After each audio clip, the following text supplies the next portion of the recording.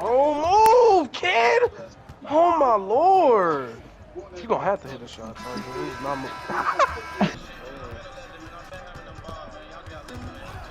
Again, just win on 6-6 might be the point. Don't advertise. Give me that shit. Stop dribbling. Beat his ass. Oh, hell yeah. Why is the bar so little? I shouldn't have dove. I'm sorry. It's a free ass dunk. And I came back and still blocked it off him.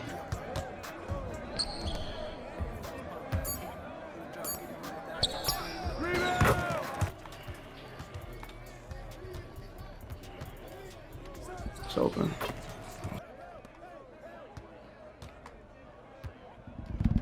Come on, bitch. Alright, so we're going to jump straight into it. Here's the build. First, you want to start off by making a shooting guard and making him 6'7". Why a shooting guard and why 6'7"? I feel like 6'7" is the perfect height between good size and good speed, but you're not too big and too slow. So at 6'7", you can keep up with the small guards and guard them, while at the same time you're tall enough to guard the bigger players and the 7-footers. And shooting guard specifically because shooting guard is the one position in this game that gets pro dribble style for free. So you're going to be able to left, right, and cheese the midi fade. I'm going to pull up a clip real quick. These clips you can see I get like a quick little speed boost going to the left or to the right. That's just enough to get space to hit an open midi fade. My mid-range rating on this build is at 86. You can go 87. That gives you Tracy McGrady base if you like that. I like having a high midi on a build like this because it gives you access to so many different jump shots and it just opens up your game more, whether that's wanting to shoot a standstill midi or a moving midi. Now, back to the stats though. I have an 83 close shot combined with an 81 post control because that gives me 2 badges. Gold hook specialist and gold post spin technician.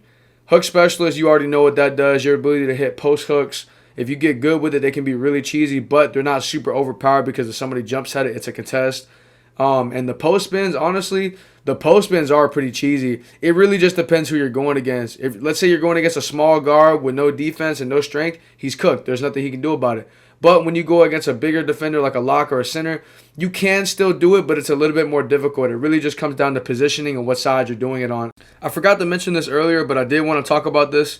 Now, you might see 55 driving dunk and think, damn, that's kind of low. Well, 55 driving dunk is all you need to get the Klay Thompson dunk package, and that dunk package is super good. Trust me. Even with 55 driving dunk, you can still get really good dunk packages and dunk open dunks, and you won't be getting blocked. Not saying you're going to poster anybody, but I feel like that's all you need to be able to dunk on open opportunities and when you're cutting backdoor. So that's how I feel about it. Speaking of backdoors, something that I like to do on a backdoor is to cheese the standard dunks. This build gets an 81 standard dunk, which gives you silver rise up, and you get a lot of good standard dunk packages that don't get blocked and they're super quick. So under the basket, you can really catch your opponent off guard by going up with something really fast that's hard to block, you know? Now, here's the shooting. As I said earlier, 87 midi gives you a whole bunch of good badges and all the good jump shots. But 78 3-pointer, you might think, hey, that's kind of low. But to me, that's good enough. As long like this is a lock build, so you're going to be shooting off catch most of the time. And since you have gold open looks, it boosts your chances. So I feel like 78 is just enough. And here's a couple clips to show you what you can do with a 78 3-ball. All right, so we're going to go over playmaking really quick. And you might think, man, 50 pass accuracy is kind of low. But trust me when I say this. 50 pass accuracy on a spot-up build is all you need. It's going to get the job done, and it saves you a whole bunch of attributes while you do that. And 40 speed with ball, it seems like a random number, but trust me, that gives you access to other dribble animations so you're not just stuck with the basic ones. And, you can try them out to see if you like them. Like normal dribble style, for example, is a niche dribble style that might be better than pro if you know how to use it. All right, let's get into the best part about this build, the part that everybody's here for, the defense.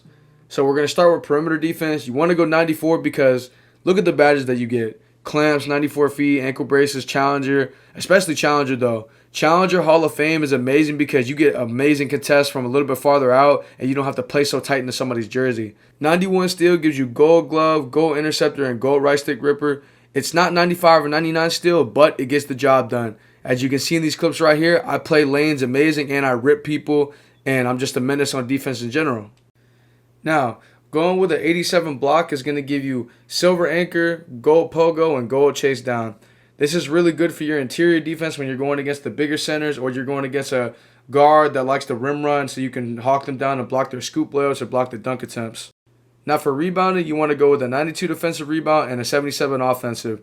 That gives you goal box out beast and goal rebound chaser. Trust me when I say this, I get up for rebounds. Goal rebound chaser is extremely good for not being Hall of Fame. And I'm not going to say I horse 7-footers all the time, but most of the time I can jump up with them even if they do have high rebounding. And last but certainly not least, let's talk about the physicals. 84 speed and 75 acceleration is plenty for a lock. You will be able to keep up with guards and switch, recover, and get back to the centers on the drop if you're playing screen and roll. I really like 84 speed and 75 excel.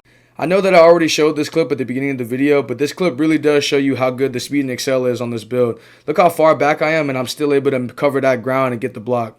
The last two stats I'm going to talk about is strength and vertical. Vertical first because that's easy to explain. 80 vertical is really good. That also ties into your rebounding and helps you jump crazy. And strength, you want to go with a 90 strength because that gives you goal to movable enforcer, which is basically like another version of clamps. And that's what stops the 7-foot centers from babying you or just any position in general from just pushing and bulldozing through you. And you also get gold brick wall as an added bonus from having 90 strength. So, definitely go with that. I try to get 90 strength on a lot of my builds if possible. Other than that, that's the build pretty much. I hope you guys really like this build and give it a chance because I feel like it's a different play style while still being a really good build. And I'm just going to leave the rest of the video to be a bunch of my favorite clips that I got with this build so you guys can get a better understanding of how good this build really is. And until the next video, I'm out. Oh shit, that's my bad. I got it right though. So now you QCCTI. Nigga, what's your name, nigga? And one.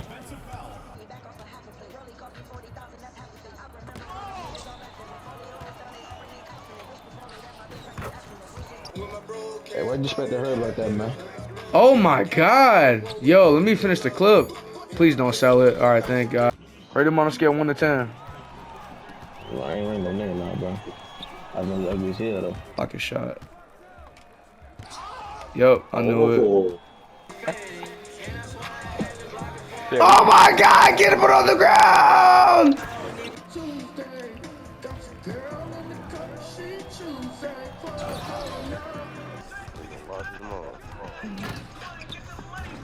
He done lost his mind.